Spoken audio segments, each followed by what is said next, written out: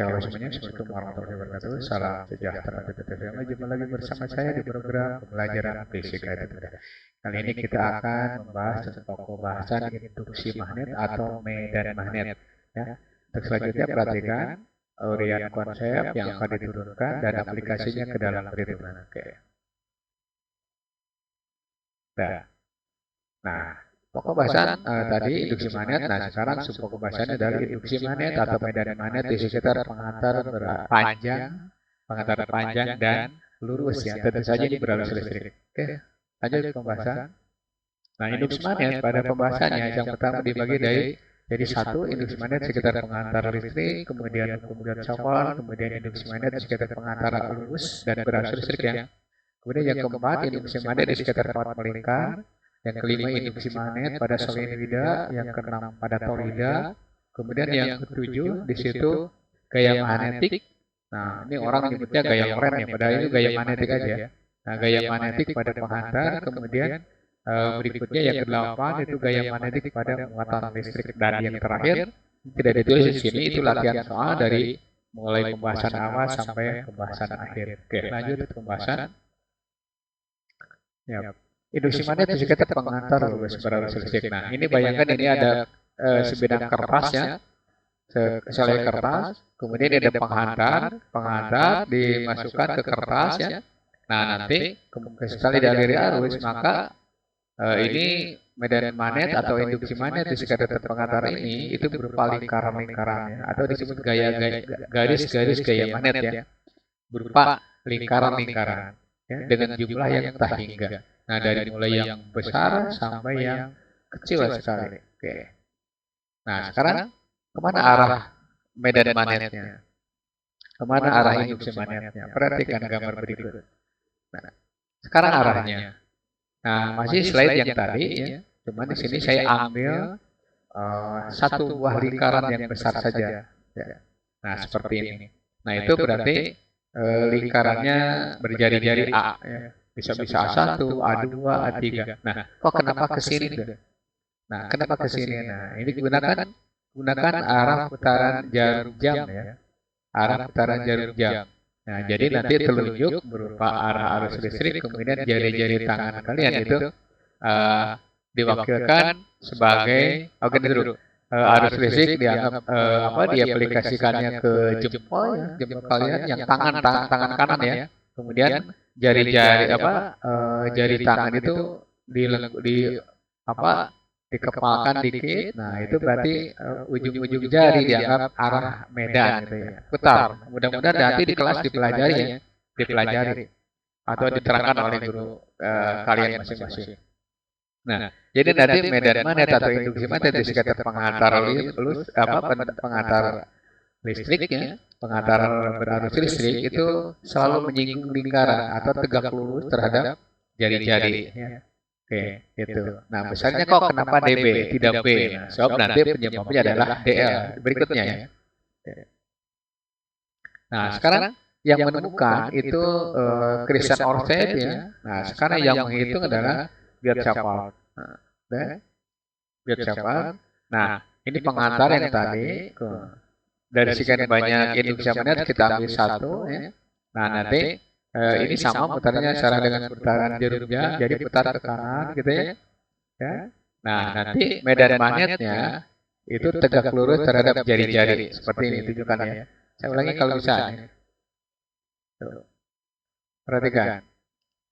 Ya. Nah, nanti medan magnetnya atau induksi magnetnya selalu menyinggung. Nah, kenapa sih DB gitu, tidak B? Nah, saya jelaskan ya. Karena begini.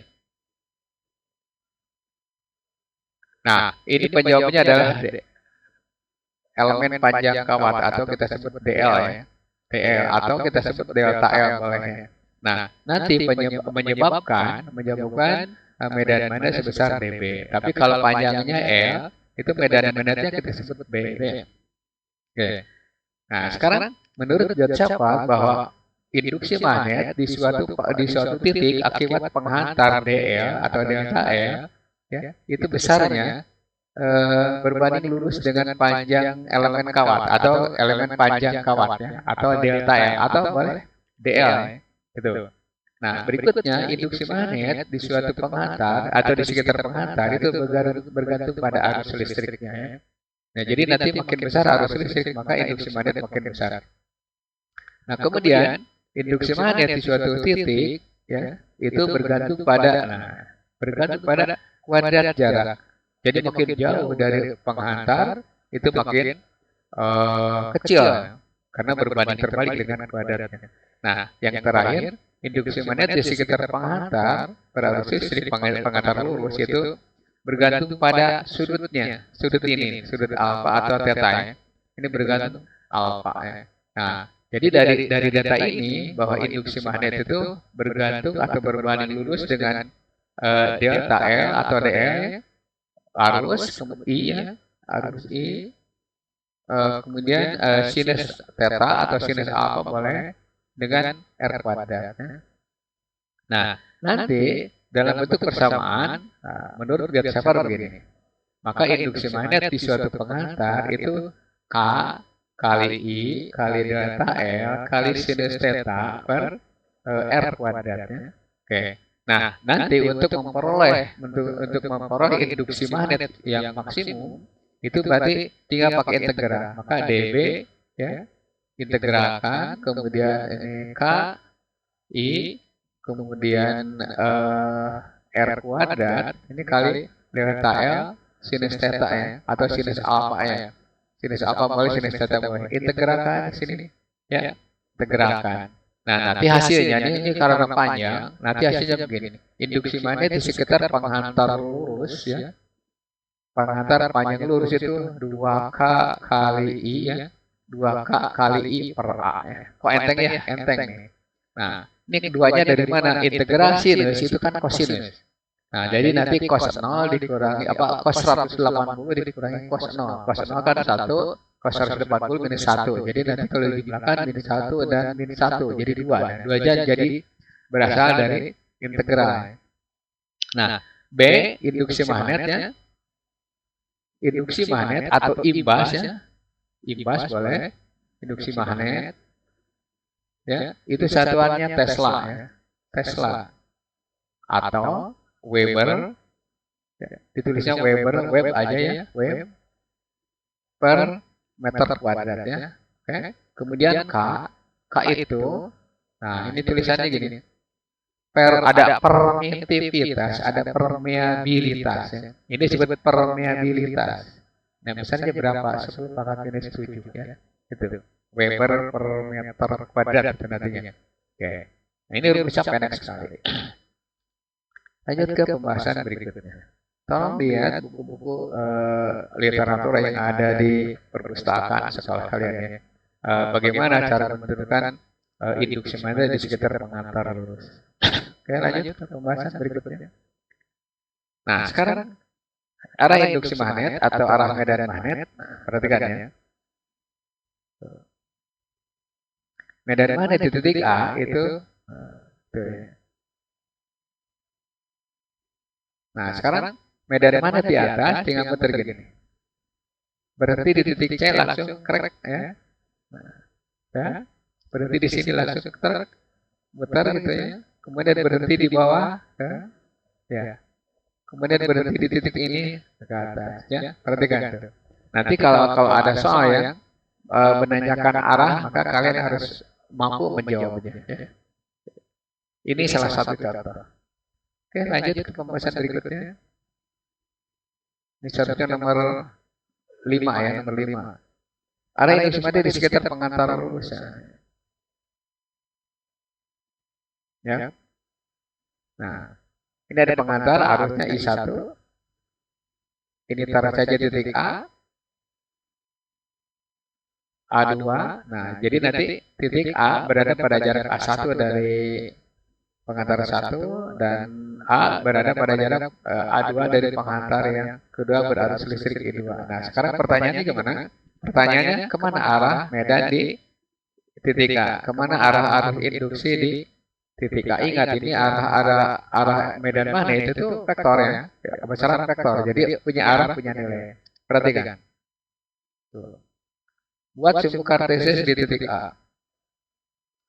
Nah, Setelah itu lukiskan induksi magnet atau garis-garis gaya magnet dari pengantar satu dan dari pengantar dua seperti ini.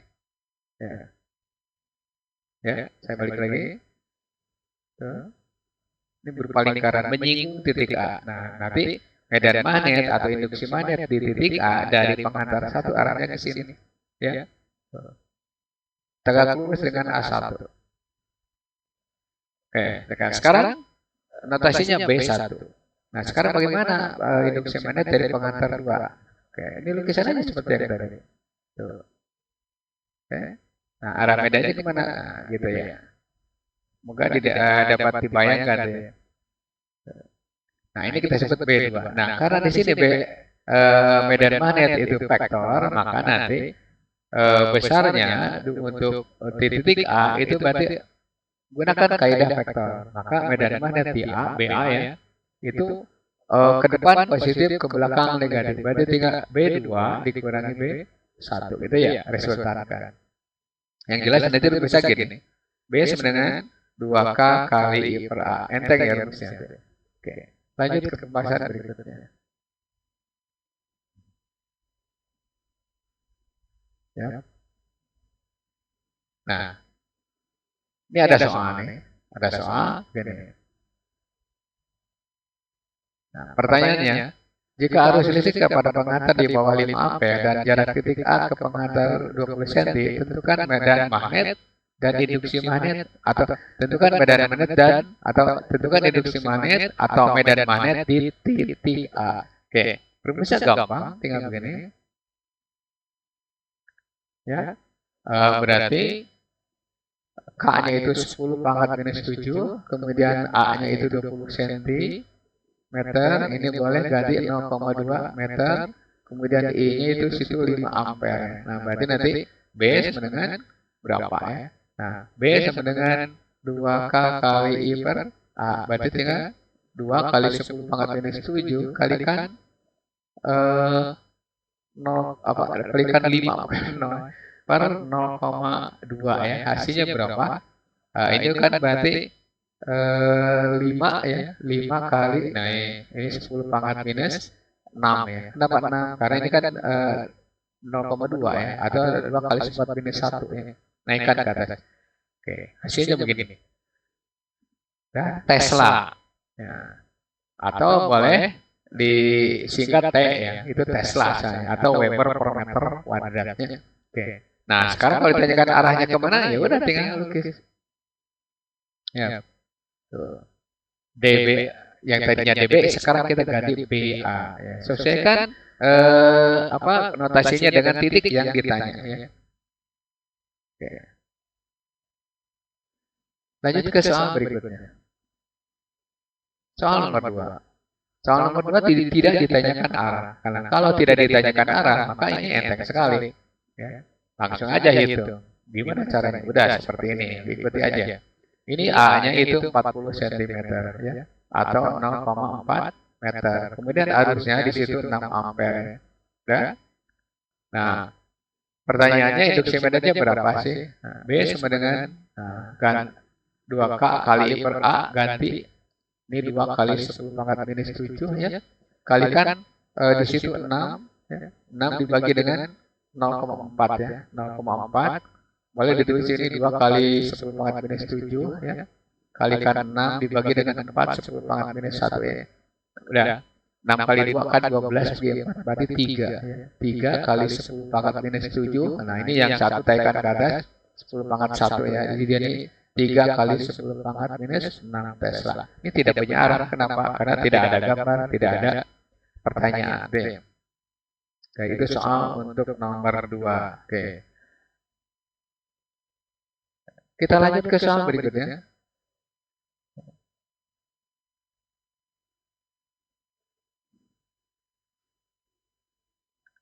Ya. Nah, ini ada penghantar berarus listrik I1. Ini cross ya, ini namanya cross. Ini berarti masuk ya. Ini masuk ini. Kalau ada tulisan, kalau ada lambang cross atau kali itu berarti masuk. Berarti artinya apa? Arus masuk atau tembus bidang atau tembus kertas ya. Ya. menjauhi kita, menjauhi mata kita. Kalau menemukan titik, ya, kalau menemukan titik itu berarti dot produk, dot ya, itu berarti harus mendekati mata kita, ya, gitu. Nah, tetapi di sini antara I1 dengan I2 itu beda posisinya. I1 masuk, I2-nya ke atas. Nah, pertanyaannya medan magnet di A kemana dan nilainya berapa? Nah, untuk sementara kita hitung aja besarnya, ya. Besarnya. Medan magnet dari pengantar 1 di titik A, taruh saja kita sebut B1 ya. Berapa? Maka B1 sama dengan 2K kali I1 per A1 ya. Tinggal masukkan 2 kali 10 pangkat minus 7. Nah, I-nya di situ 4 ampere, kemudian jaraknya 0,2 ya. Nah, berarti nanti hasilnya 4 10 pangkat minus 6 Tesla. Kemana? Berarti ke bawah nih. Lihat nanti ya, nanti. Kalau saya langsung bisa, karena bisa menentukan arah. Nah, oke. Nah, B2-nya berapa? B2 itu berarti tinggal sama 2KI per A. A-nya A2 ya tentu. Nah, tinggal masukkan 2 kali 10 pangkat minus 7 kalikan I-nya di situ 3. Jaraknya berapa? 0,2. Berarti nanti jawabnya berapa? 3 10 pangkat minus 6 ya. Tesla. Arahnya kemana? Keluar. Nah, berarti titik ya. Nah, perhatikan arah-arahnya. Nah, bagaimana medan magnet di titik A? Medan magnet di titik A itu tinggal selisihkan. BA, jangan dulu. Terus. BA, terus. BA berarti atau B1 itu berarti ke bawah ya. B1 ke bawah, kemudian B2-nya keluar. Berarti nanti tegak lurus antara B1 dengan B2 itu tegak lurus ya. Nah, nanti hasilnya B di titik A itu akar dari B1 kuadrat ditambah B2 kuadrat. Nah, di sini susahnya. Ya. Susah. Nah, ini berarti di sini 10 pangkat minus 6, di sini 10 pangkat minus 6. Keluarkan aja langsung. Minus 6 akar dari ya. Akar dari 4 kuadrat ya, ditambah 3 kuadrat. Nah, dan berarti 10 pangkat minus 6 akar 25 ya. Akar 25. Maka medan magnet di titik A ya. Atau saya mau ke sini terlalu sempit di situ. B di titik A itu 5 kali 10 pangkat minus 6 Tesla. Arahnya gimana? Lihat arahnya. Oke. Nah, buat sumbu kartes di titik A. Ini B1 ke bawah ya. Karena muter gini. Ya. Bawah ya. Kemudian B2-nya kemana? B2-nya ke sini. Udah jelas tegak lurus kan?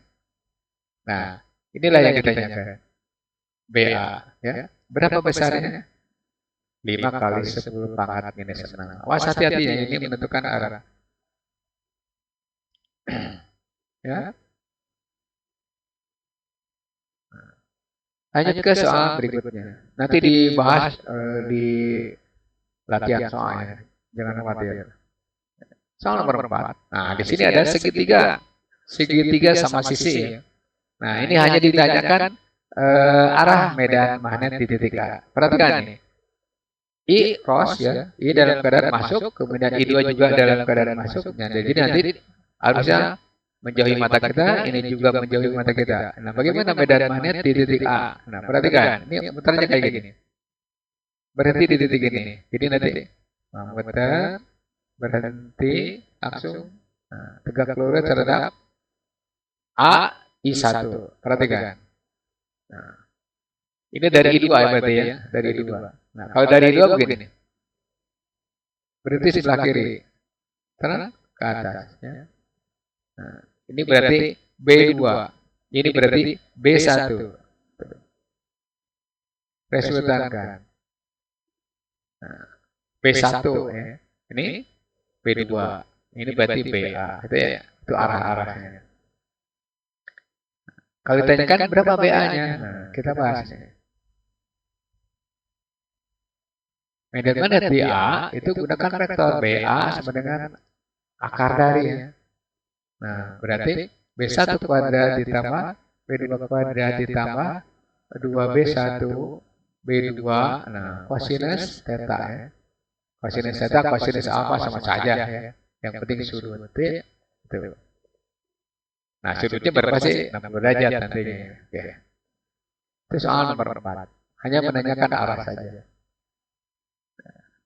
Next video, induksi magnet di sekitar penghantar melingkar. Oke, mudah-mudahan video ini dapat memberi pencerahan pada kalian ya, terutama untuk menentukan arah dan eh, medan magnet atau induksi magnet dari sistem penghantar di suatu titik. Nah, kalau nilainya gampang dengan menggunakan 2 KI per A. Oke.